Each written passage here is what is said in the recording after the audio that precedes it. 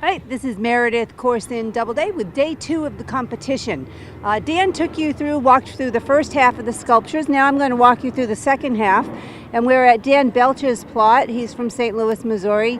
Really nice, powerful piece he's got going on right now. You can see the different, the nice effect with the hand, all the texture and the different shadows on the hand compared to the flat surface that he's doing now. It's nice when you can get the eye to go to different locations, different spots on the sculpture and get that contrast between the light and the dark and all the different textures. Really nice. Okay, another thing with Dan's sculpture, other than Paul, who's not using any forms at all, Dan is the first one to be taking off his bottom form.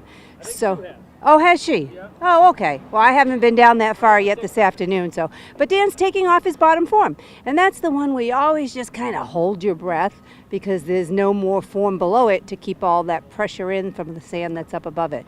But like you've seen with the other sculptors, the sand is really good. Look at how wet that still is. He might decide to leave, I can't feel it, but he might decide to leave those on for a little bit. Not sure. That's up to him. We'll see what he does. We are with Morgan Rudloff from California right now, and she's got a beautiful piece going. You can see all the fine detail up top. It takes a long time to do detail, so you have to pick and choose. If you spend too much time on detail, then sometimes, it gets you in the end that you don't have time to completely finish, but she's moving right along. One of the things I noticed about this is I'm standing down here and I have to look, it's pretty big. I have to look up, so I can't really get the same feeling from the sculpture that the people up at the seawall get. They get to look at it from a different perspective. And it's really a nice perspective from the seawall, which this is probably a good time to mention that the event is completely handicap accessible to see all these sculptures right from the sidewalk. That's why we put these fences up here so everybody can get great views and great pictures.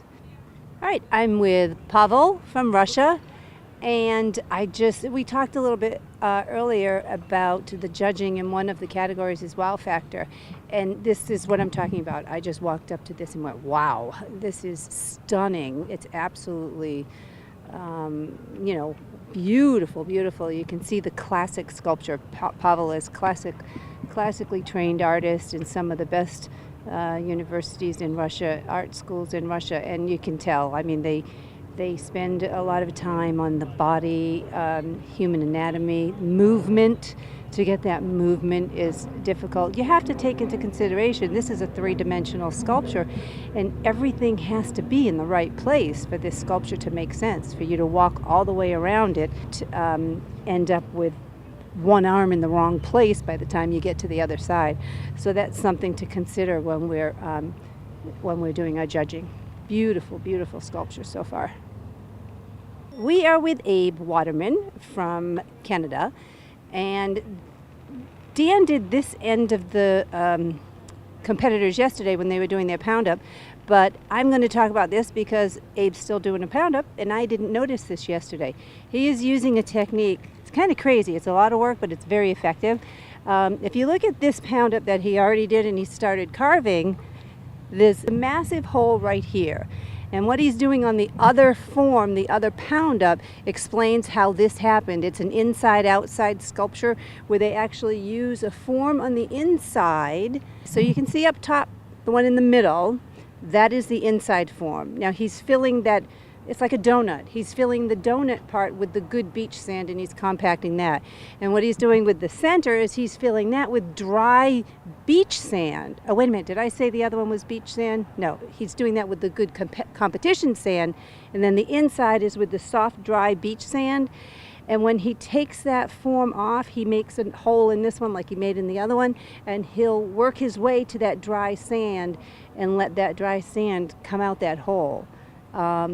It's a way to stabilize. That's what I'm guessing, Abe. He has his earphones on. The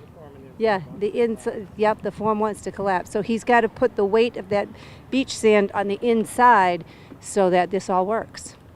And it's a lot of work, but it's a cool effect, and you can see that he's going to have a sculpture that looks like two people did it, two quite large pound ups. But it is a nice effect, and it's a great way to use his sand. Okay, we're with Joby from Canada as well, and you can see Joby around back. He's got all his forms off, by the way, and so did Villeneuve, and I believe Abe did all on the first pound up he had going. So he's got no concern about collapses at this point. Everything looks really, really safe. It's really tall. There's a lot of weight up there. He has a cut through, pretty. Sometimes cut throughs are much more difficult than others. Tends to be that the farther you get down the sculpture and into the center, they're a little bit more difficult. But this is a nice one, you know, with the two heads that are coming together. He's got a nice feature going on there. What he's doing now is he's trying to use his sand in the best way he can. One of the categories is usage of sand. We discussed that on an earlier video. And maybe he's taking advantage of the fact that it's a little bit of cloud coverage right now, so it's not so hot.